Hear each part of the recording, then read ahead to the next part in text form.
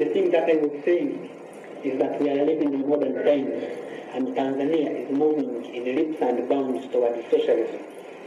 But the Maasai, as I look at them, are living back, so that Tanzania is going ahead in leaps and bounds. They are not even walking, but standing. I think there is some change. When we talk of change, we do not necessarily take the developed world standards of measure that simply because the Maasai today is not like a developed America. On the question of dispensaries and schools, I think they are existing. And in most cases, if there is a problem of medicine and such things, it's a problem of another developed country. We know everything has been to no avail. It's extending too much if we think that the government should come and develop the matter. There must be even great contribution from the matter themselves. Sometimes I have to sit here for hours listening to my students. The pressure never stops. Develop. It makes my head spin. It's so strange to see different ethnic groups struggling to come together as Tanzanians and socialists. For me, change has been a painful experience. I'm a Maasai from the remote plains, but have also become a Tanzanian and a socialist. I was brought up as a herdsman, but now I am a teacher at the University of Dar es Salaam. I don't know. Sometimes I find all this confusing and think I ought to have stayed at home in Maasai land looking after our cattle. No, that's not really true. It's been quite an adventure making this huge journey over the years. Even when they are willing.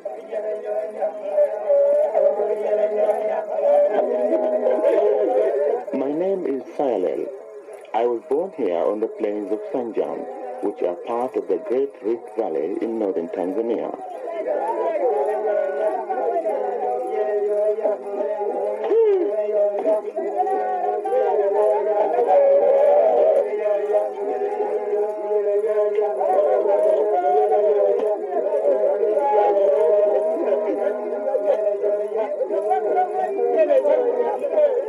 My very first memories are of the many different ceremonies that take place so often amongst us Maasai.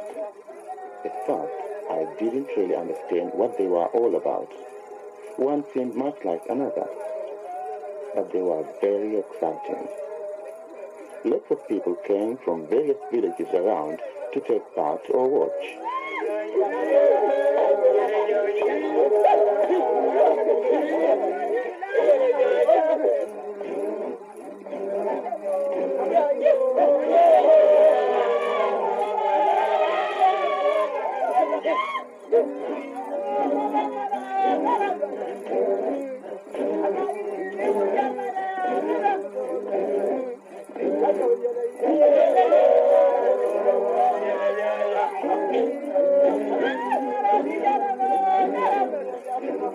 This is my mother. As my father died of TB soon after I was born, my grandfather adopted my mother, my elder brother, and me. I say adopted because Maasai men treat women like children.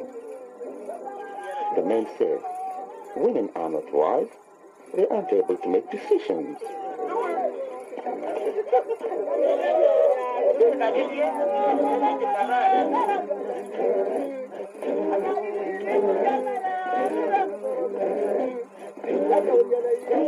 So grandfather took us in, and I spent my early childhood here in this village.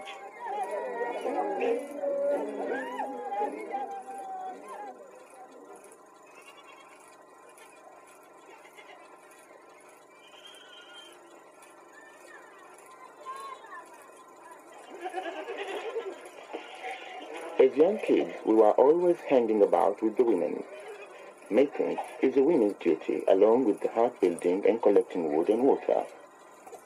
I talk of women in general, and not just my mother, because a Maasai family includes several wives, aunts, sisters, and so on, and they all help to look after the children.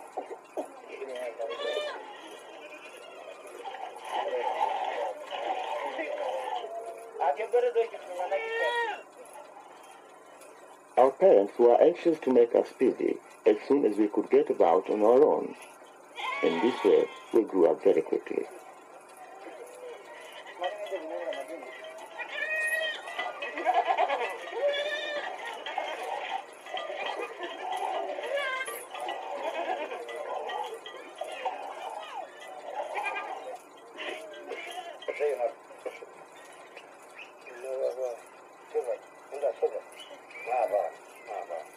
Children are at the bottom of the male hierarchy that is divided up according to age groups. At the top are the senior elders, and in the middle, the warriors. Each group must keep its place and show respect for the group above it.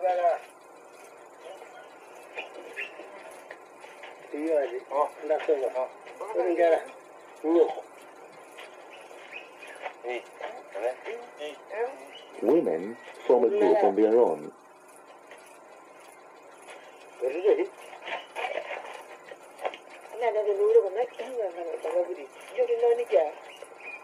All that was expected of us was unquestioning obedience.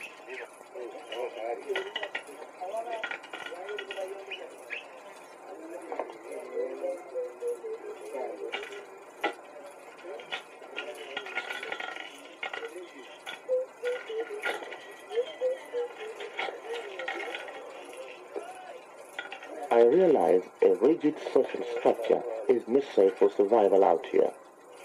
In this way, everyone is made useful. It's a watertight system, and the elders are its guardians.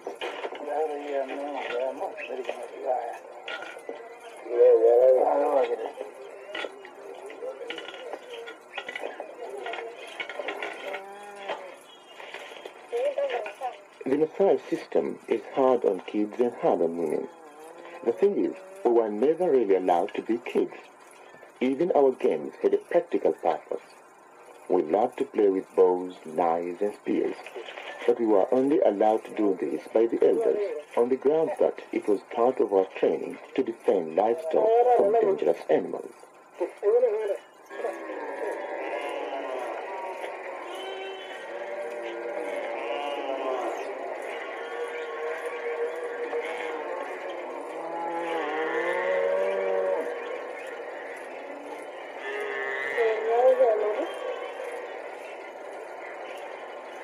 One of the greatest events in the life of a boy is when he is finally allowed to go out with the big herds of cattle.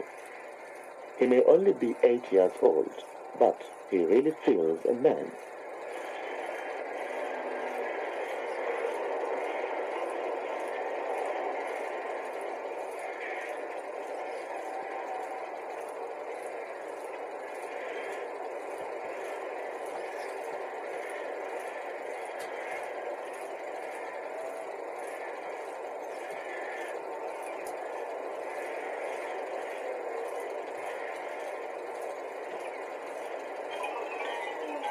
As we drove the animals to water points and grazing areas, the older boys, warriors, and elders were our teachers.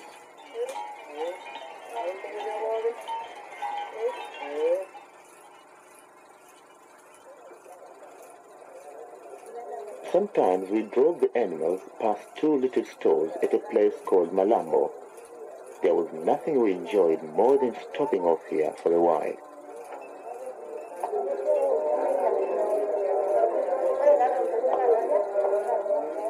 These shops were the only sign on the Sanjan plain of an outside world. We loved hanging about watching our women buying things like maize meal, pots, beads, clothes, things we didn't produce ourselves.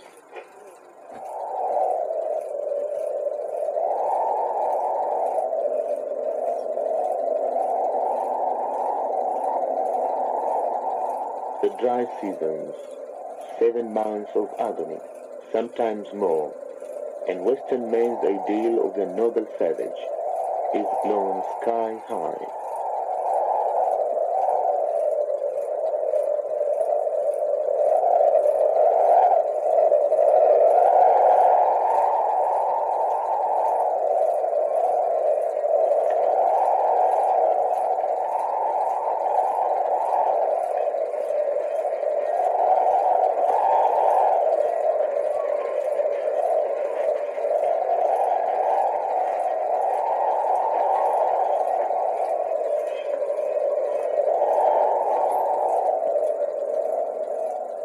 The families move their villages from the wet season plains to the permanent water points. The battle begins to keep the animals alive. Nothing else matters. Each week, the distance between water and grass gets bigger as the land turns to dust. We drive the herd back and forth, knowing they can only live 3 days without water, 3 days maximum to get to the grass and back. The animals are so tired, they produce hardly a drop of milk. We survive on 1 porridge a day.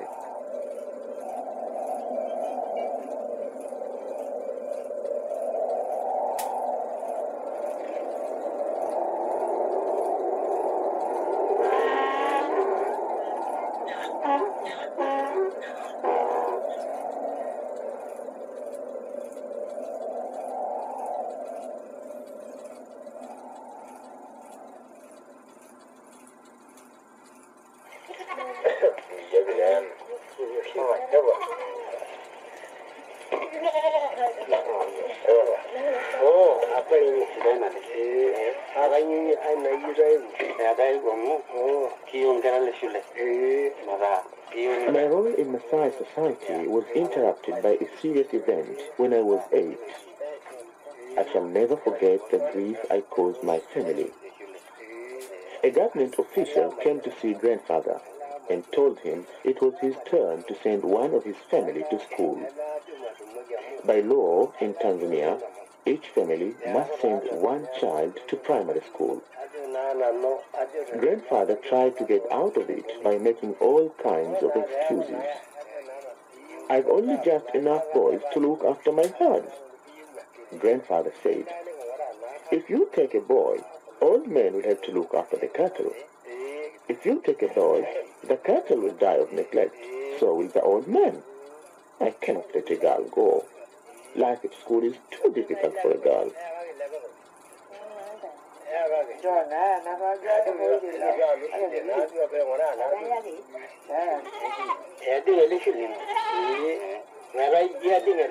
But faced with the idea of a fine, grandfather gave in.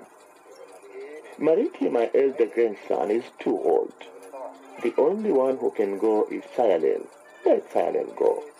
It's only for a short time. He will come back to us.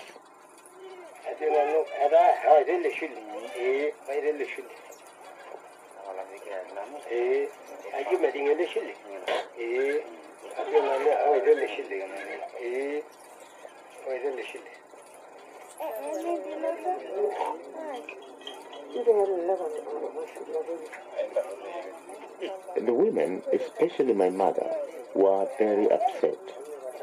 They cursed the foreigners for taking away their children to places where there was no cattle, no life.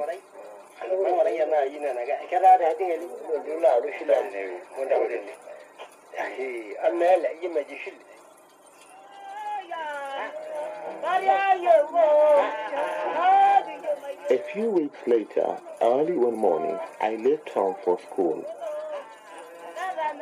I was accompanied by my uncle and 2 other boys, Olusinyari and Tuke Olemunga, who are from neighboring villages and had been sentenced to the same fate as me.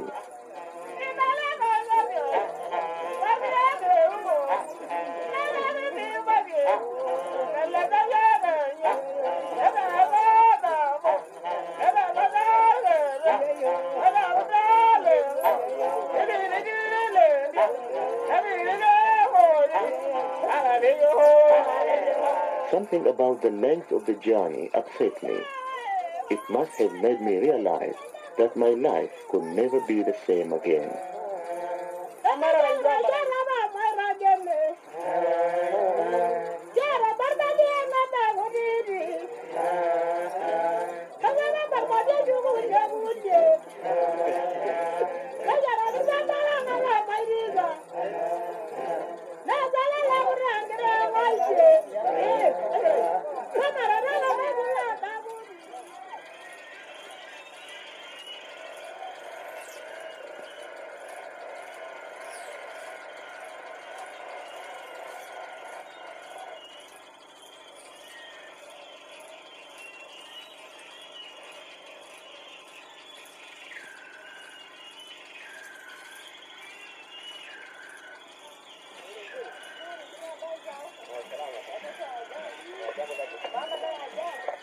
When we reached the other side of the plateau and looked down on the school buildings, we had never seen anything like it before. The gleaming roofs seemed cold and filled us with fear.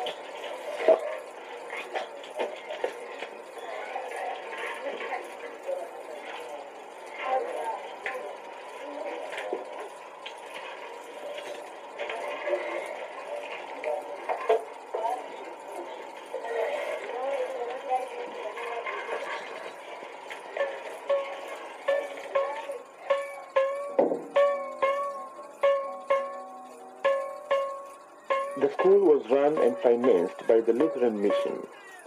They wanted us to be self-sufficient, so they encouraged us to look after the place and cook our own food. We were surprised to have to cook. Maasai boys don't do that kind of work. So it was a new experience for us.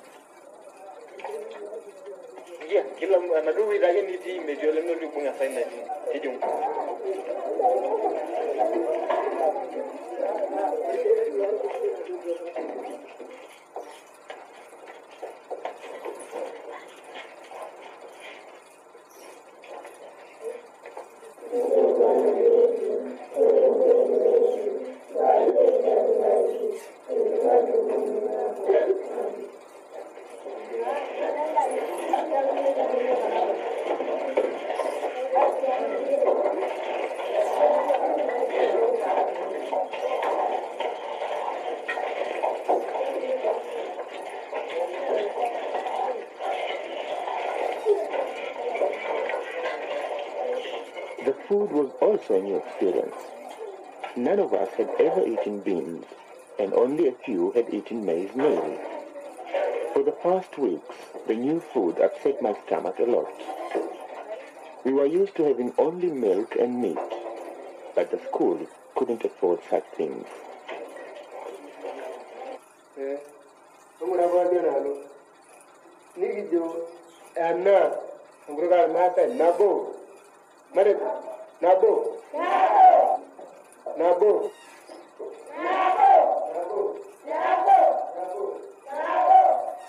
In English, we say what? Say what? No. Say one. One. You say one.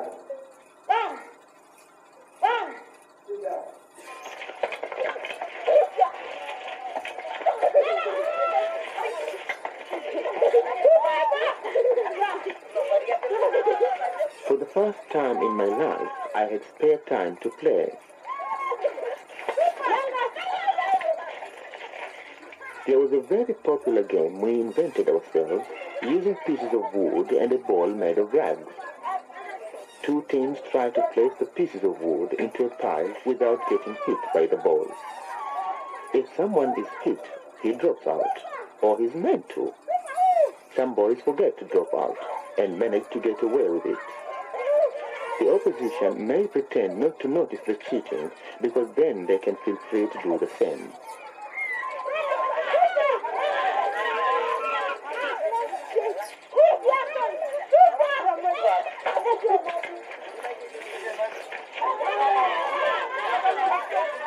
winner is the team who finishes the pile.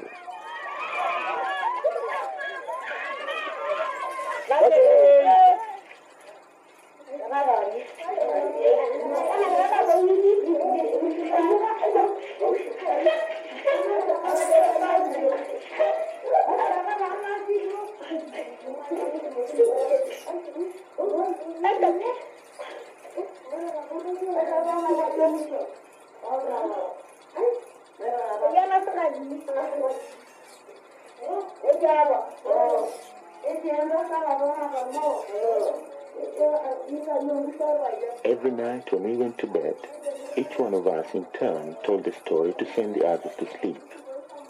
This one is the tale of a husband who was unkind to his wife. But one day he paid for it by being attacked by a hyena.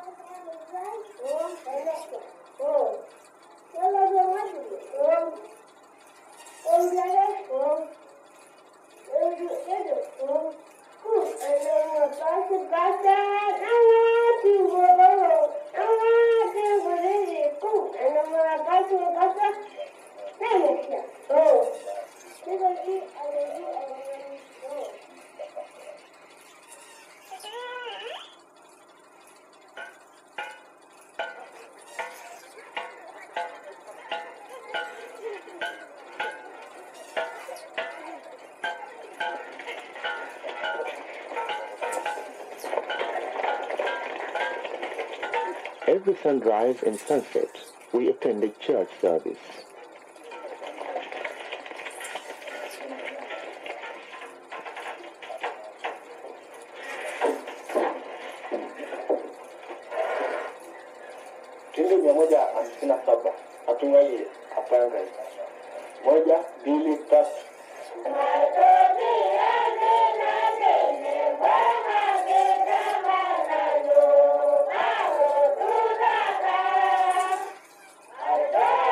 The church more or less ran itself with the elder boys holding services.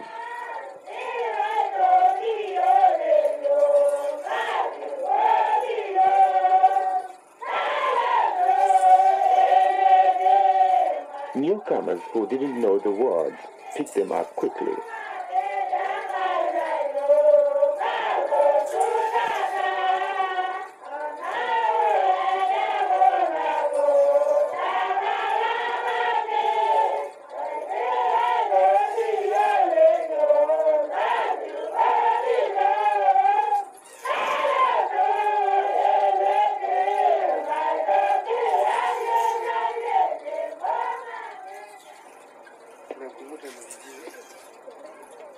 Our teachers stressed the principle of self-reliance, which they told us was one of the main government policies. We didn't really understand a word of this. All we knew is that it meant doing gardening. This we did unwillingly, because it was totally against Maasai tradition to break the earth, which is sacred. Our families were far from pleased when they heard about it. But our Maasai school teachers reassured us, and we got on with the work. Looking back, I see this as the first real break with my past. Sasa vijana tuna somo letu la maarifa, nalo linazungumzia juu ya usafiri.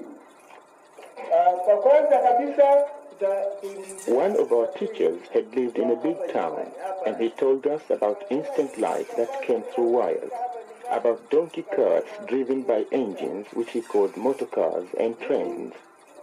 And he told us about airplanes which we'd seen in the sky above Sanjan every month when the flying doctor came to Malambo. hapa kidogo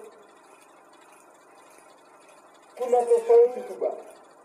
Kwa sababu ukienda I was very interested in all these things, and I felt inside me a growing desire to find out more.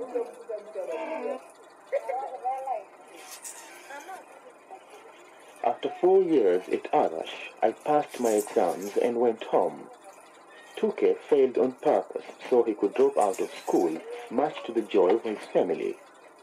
I'd been chosen to go to another school at Longido, 200 miles from home. But I had my problems. Grandfather died soon after I got back. He'd been good to us, and I was sad to lose him. After this, the pressure on me to leave school got worse, until I became a prisoner in the village with guards set up to stop me running away. One day, I managed to get away. I was determined to go to school. I'd been thinking about the government official who had come to see grandfather about taking me to Arash. Why did that man have more power than my people? Surely it was through education. As I was walking near Malambo, a missionary passed me in his car. I waved him down, and he gave me a lift to Longido. It would be 3 years before I saw my home again.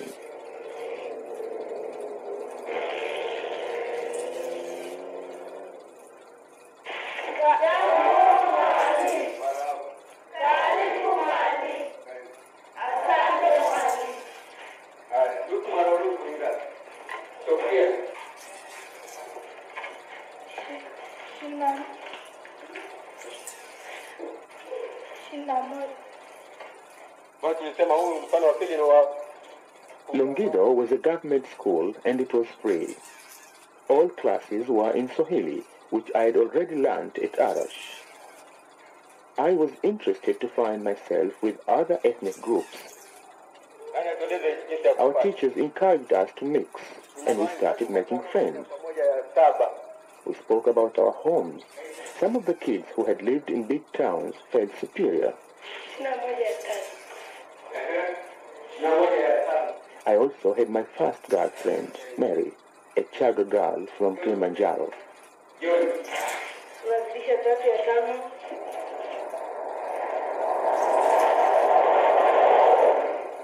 Longido was placed on the main road from Nairobi in Kenya to Arusha, the biggest town in northern Tanzania.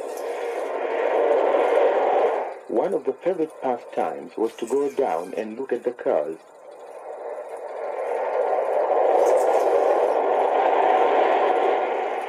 It was the first time I'd seen traffic.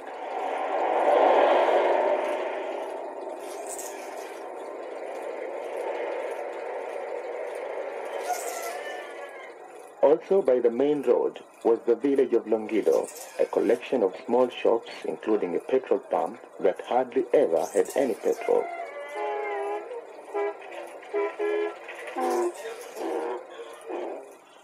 Lots of Maasai drifted through this center, sometimes stopping off for a while before disappearing back to the plains.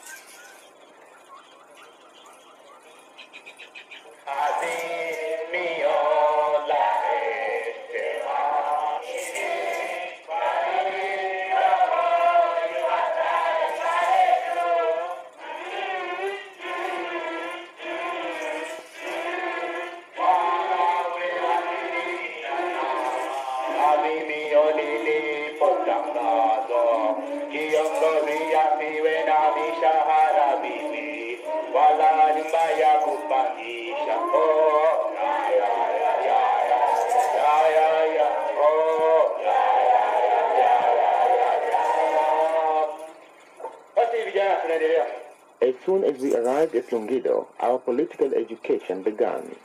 It was to continue throughout my school career. At first, I didn't really understand what a worker, a capitalist, or a trade union was. And the continual repetition of these phrases made politics seem like another religion to me. Also, it took time to understand the idea of a nation made up of different tribes. Our teachers kept talking about being Tanzanians. We were all Tanzanians. They were proud of this.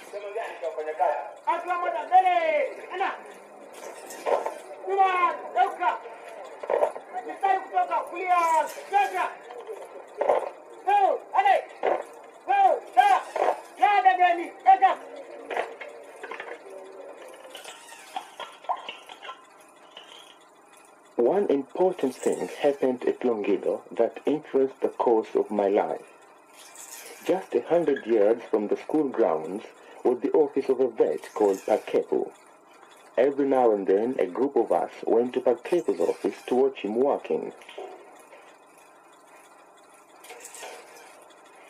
We were happy just to sit there and stare at him till he'd throw us out.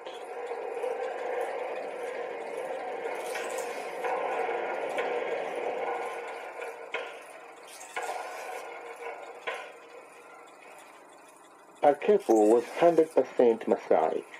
Like Olosinyari and I, he had been brought up on the remote plains, and he too had been chosen to go to school. He had continued his studies right up to agriculture college.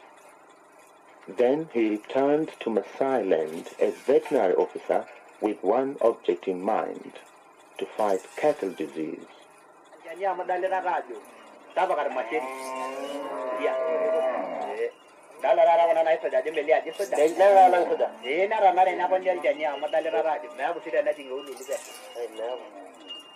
With great patience, Parkepo had started talking to herders about modern methods for dealing with the big cattle killers. Meeting Parkepo was a revelation to me. I swore that one day I too would be a Parkepo.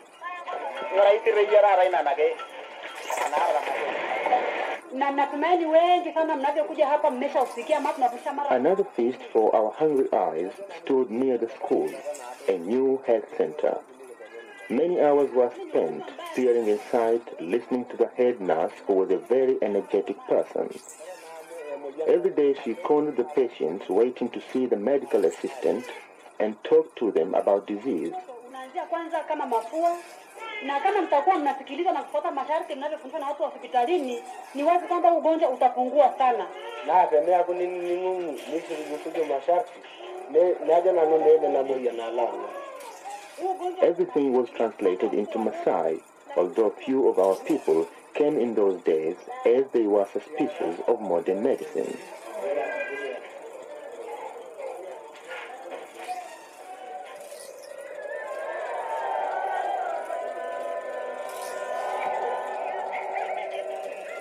Our final exams at Longido brought my 7th year of schooling to a close.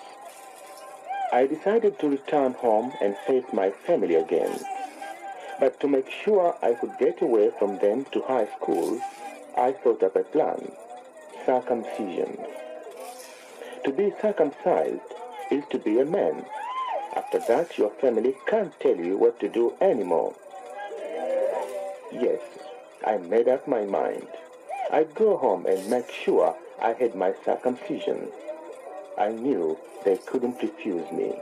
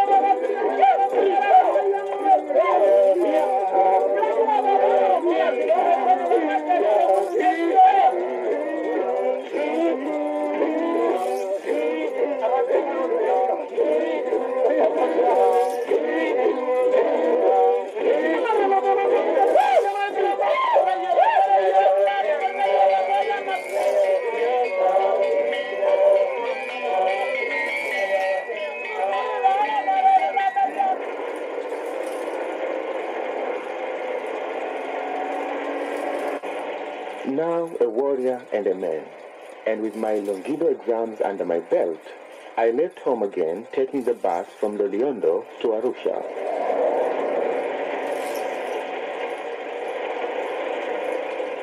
As for my family, well, with time, I still hope to change their minds.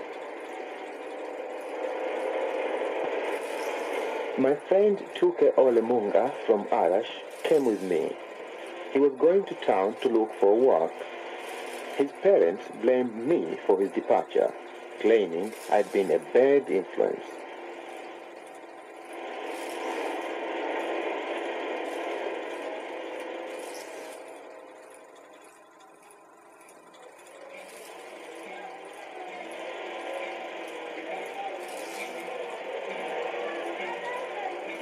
At last, the bus arrived in Arusha. Electric lights everywhere. I thought the world had been turned upside down, and stars now covered the earth.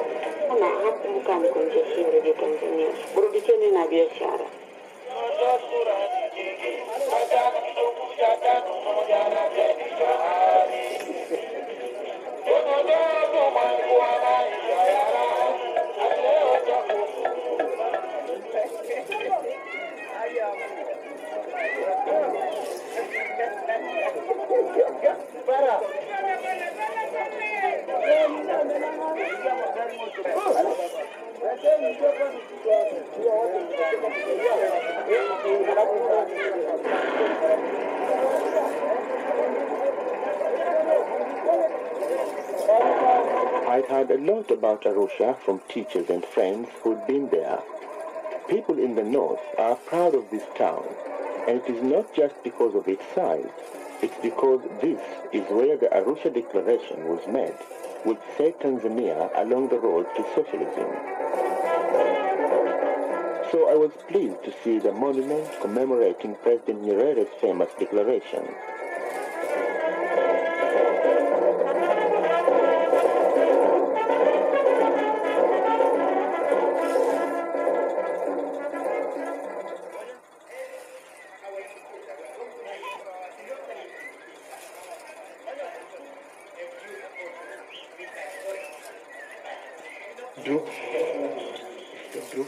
So for 4 years, I was to stay in Arusha, getting my second education at Ilboru High School.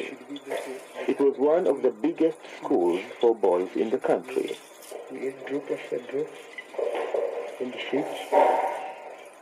What immediately struck me as strange was the competitiveness at Ilboru, which I wasn't used to as a Maasai.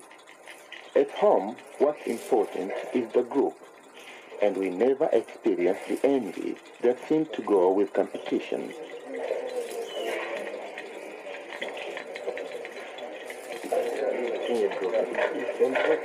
It has come to be accepted that the Africans resisted colonialism in Africa.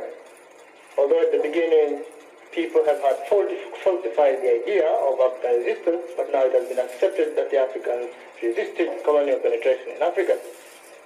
But what has confused some people is that there were some people who actively resisted colonial penetration in Africa, and there were some people who kind of took a passive role in the resistance of colonialism, and there were some people who took a middle-of-the-road type of resistance to colonialism.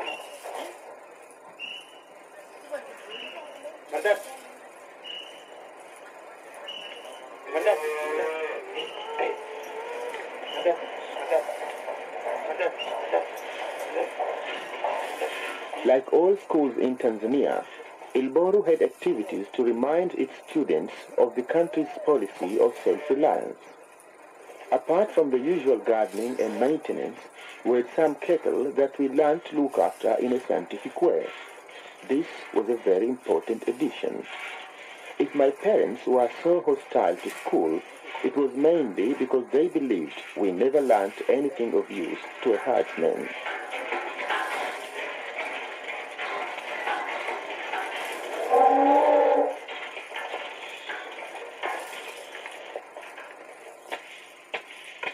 My family was still one of my main concerns. I desperately wanted to regain their trust. So, in my spare time, I got a job as a gardener, mainly at teachers' homes, and saved up the money I earned. At the end of the year, I made the long journey home, laden with gifts. At first, I was greeted with the usual hostility.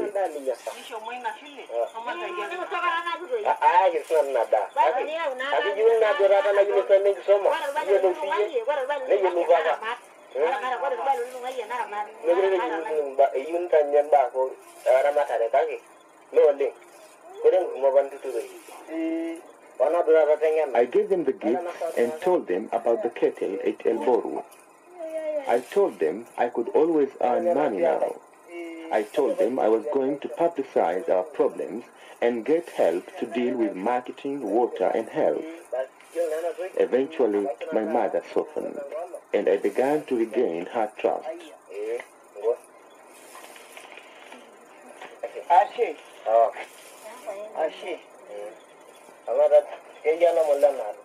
Slowly, other members of the family accepted me.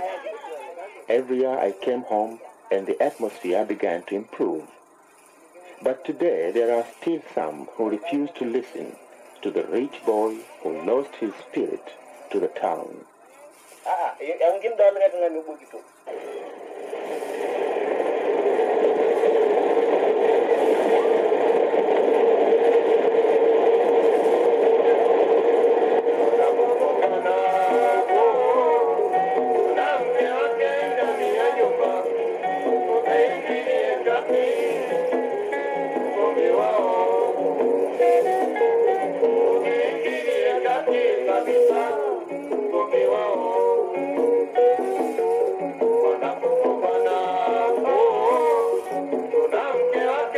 My high school days came to an end.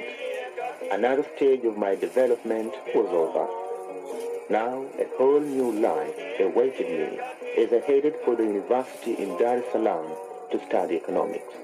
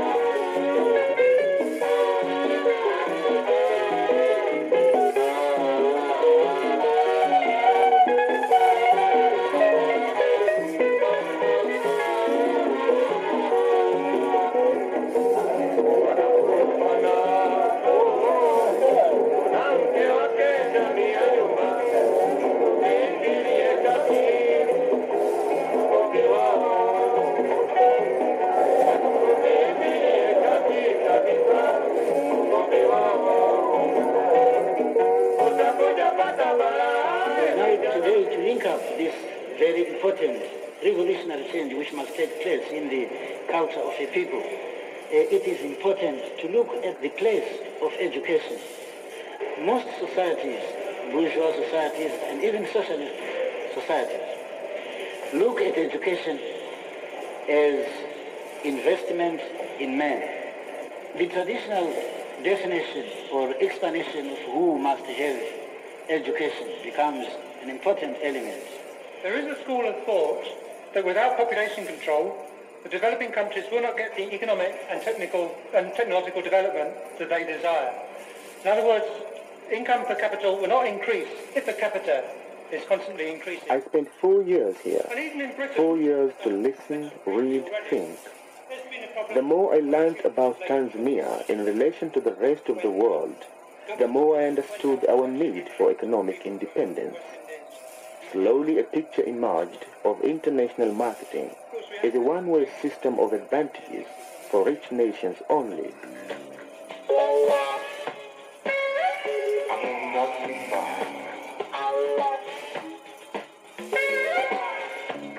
But by far, the most important conclusion I made was about the inevitability of development. There is no point asking whether development is a good or bad thing. History has imposed it on us. Now, I was faced with the frightening truth that minority groups like the Maasai must be part of this process of change, or else they all quite simply perish. There is absolutely no choice. No choice. But there is one aspect of development where we can still choose, and that is the direction development should take. I spent hours discussing this. Some students are critical of the socialist way. Others come to blows over what socialism really means. But I didn't like getting too intellectual about this, so I refused to restrict myself to the ivory tower of university. There was another source of inspiration at hand, the city of Dar es Salaam. There is no better place than the city to witness the huge social and political upheaval of emergent Africa. For me, Dar es Salaam was a gold mine of signs and symptoms, pointing out the dangers inherent in development. So many things to watch and observe.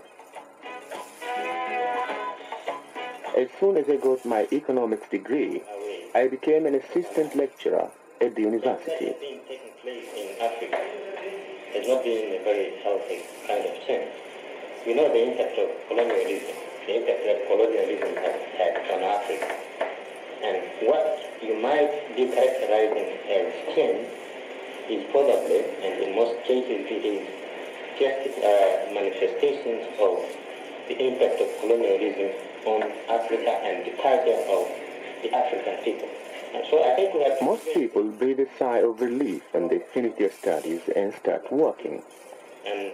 But with me, things are far from satisfactory. As I have to pay back my student grant to the government, I was appointed here at the university because of a teacher shortage and because of my high qualifications. But the point is, the only place I'd like to be is in Maasai land. I didn't go to university to become an academic. I went to become useful to the Maasai. There are some major development issues I'd like to work on if only someone would give me half the chance. Basically, they center around the problem of water.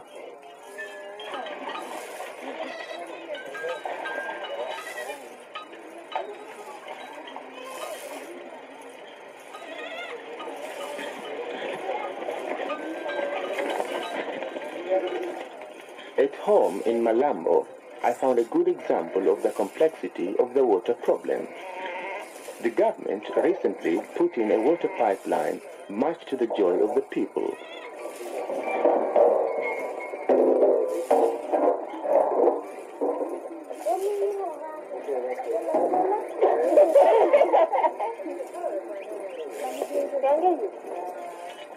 But as a result, the land has been destroyed for miles around as the animals trample it to dust day after day. The experts realize that one way to reduce erosion is by creating more water sources so the livestock load per source is reduced. As self-reliance is the #1 government policy, the authorities are trying to get the Maasai involved in the fight against overgrazing.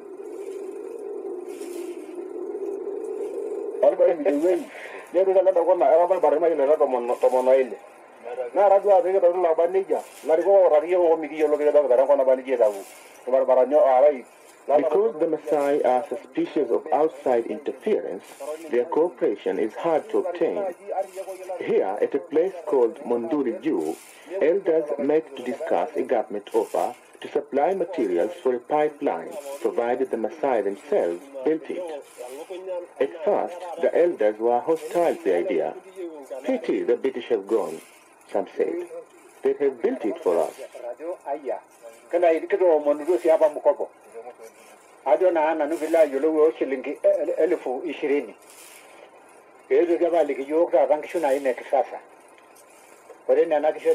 But one man who was a councillor for TANU, the nation's only political party, appreciated the importance of the scheme. By intelligent argument, he succeeded in convincing the others.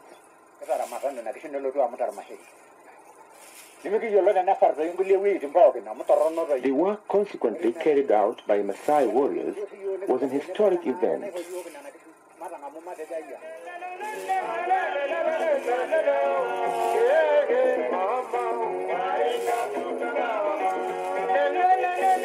I was impressed to see that through one man's persistence, the Maasai are trying to control their environment instead of always being its victims. This proves they are not hostile to change. They simply need to be convinced.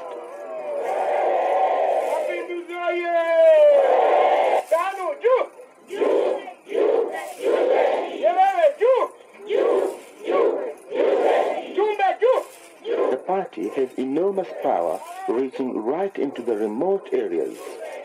Leaders travel about explaining government policies and organizing projects. To increase Maasai involvement, the party realizes the need for leaders who are Maasai, and several have already been appointed to key positions. But although I'm a party member, I can't really see myself up there in the public eye being a professional politician.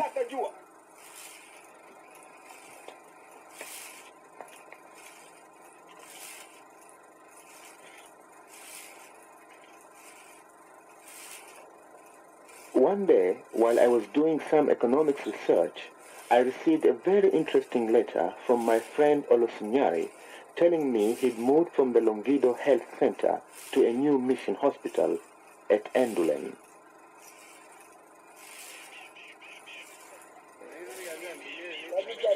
Olosinyari's description of the work he's doing there as a dispensary assistant made me feel envious and even more out of things. I started wondering if I shouldn't have studied something more practical like Olosinyari or like Palkeku the vet.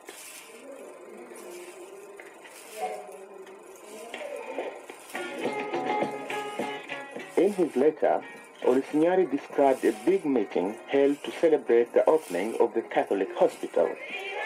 He said that the Maasai crowd that turned up was the biggest ever seen at an official function. So it was quite an occasion.